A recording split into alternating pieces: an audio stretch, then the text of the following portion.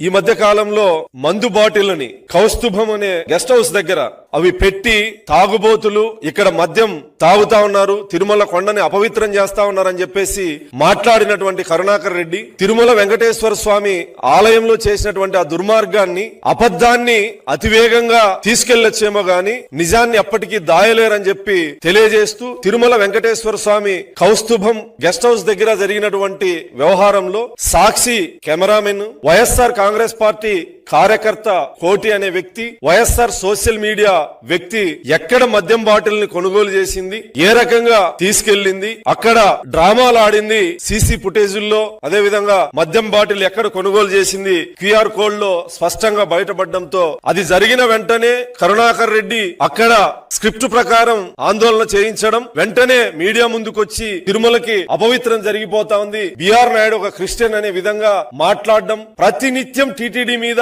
అసత్యపు ప్రచారాలు చేసేటువంటి కరుణాకర్ రెడ్డికి వాస్తవాలు బయటికి వస్తానే కళ్ళు బైర్లు గమ్మి కోటి అనే వ్యక్తి ఇతరులు పరారైపోవడం, దేవుడితో ఆటలాడితే ఖచ్చితంగా భస్మాస్మర హస్తం మీ మీద కూడా భగవంతుడు చూస్తూ ఊరుకోడు.